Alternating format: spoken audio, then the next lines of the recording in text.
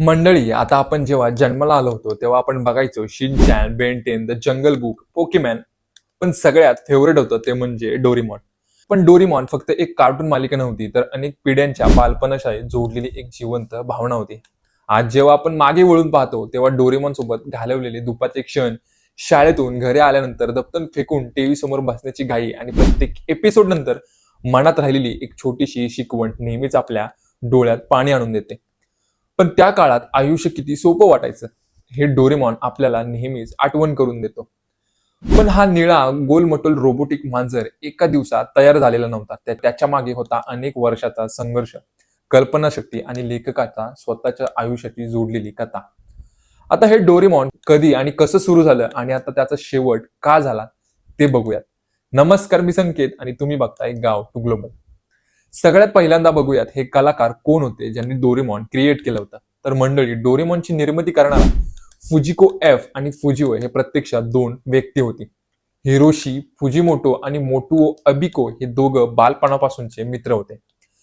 पण दुसऱ्या महायुद्धानंतरचा काळ जपानसाठी अत्यंत कठीण होता. देश अक्षरशः उद्ध्वस्त झाला होता. लोक निराश होते आणि भविष्याबद्दल लोकांमध्ये भीतीचं वातावरण होतं. अशा वातावरणात मुलांना केवळ मनोरंजन नाही तर आशा देणारं किंवा आयुष्याकडे सकारात्मक दृष्टीनं बघायला लावणारं, काहीतरी शिकवणारं साहित्य निर्माण व्हावं अशी या दोघा भावांची इच्छा होती. आणि म्हणूनच 1960च्या दशकात अखेरीस फुजिको एफ आणि फुजिओ यांची आर्थिक परिस्थिती फारशी चांगली नव्हती आणि त्यांना लिहिण्याची प्रचंड इच्छाशक्ती असून सुद्धा त्यांना अपेक्षित यश मिळत नव्हतं. आणि एका मुलाखतीत फुजिको यांनी सांगितलं होतं की एकदा ते खूप तणावात होते. डोक्यात काहीच कल्पना त्यांना सुचत नव्हती. त्यावेळी त्यांनी एका टेबलावरती पडलेलं एक खेळण्यासारखं काहीतरी पाहिलं आणि मनात विचार आला, एखादा असा मित्र असता जो माझ्या सगळ्या समस्या सोडवू शकला असता तर काय झालं असतं. आणि मग काय, याच एका विचारातून डोरेमॉनचा जन्म झाला. डोरेमॉनला मुद्दामच रोबोटिक मांजर बनवण्यात आला होता, कारण मांजर मुलांच्या जीवनात खूप महत्वाचं आणि जवळचं वाटत असतं आणि रोबोट म्हणजे भविष्यातील आशेचं प्रतीक. तेव्हा स्टोरी अशी झाली की डोरेमॉन 22व्या शतकातून येतो.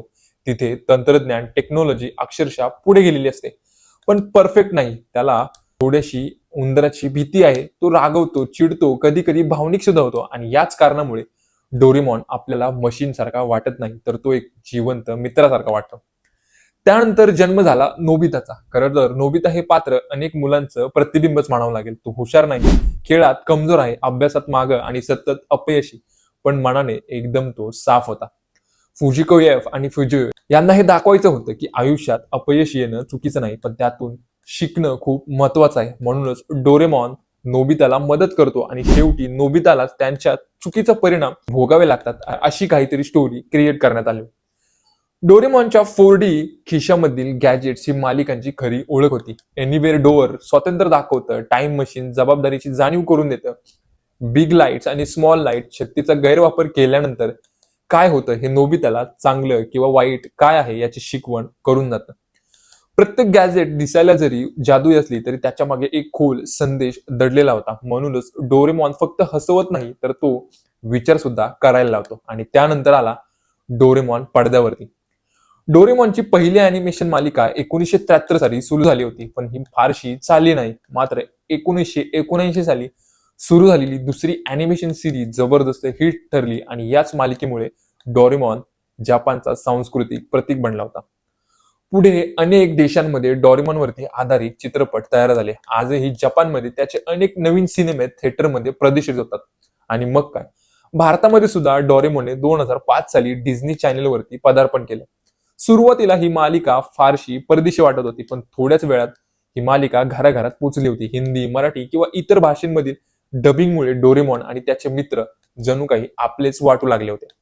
भारतीय मुलांसाठी डोरेमॉन फक्त कार्टून न राहता एक विश्वासू मित्र बनला होता. आणि मग आता एवढी जबरदस्त सिरीज बंद का होत आहे असा प्रश्न आता पुढे येतोय. सांगतो, डोरेमॉन सिरीज का संपते यातलं पहिलं कारण म्हणजे लेखकाचा मृत्यू.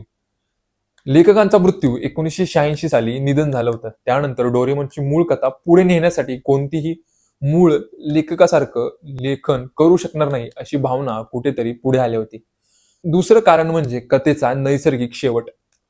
डोरेमॉनचं मूळ मिशन होतं नोबिताला स्वतःच्या पायावरती उभं राहायला शिकवणं. जेव्हा नोबिता स्वतःच्या पायावरती सक्षम होतो तेव्हा डोरेमॉननं निघून जाणं ही स्टोरीची पॉझिटिव्ह एंडिंग होती.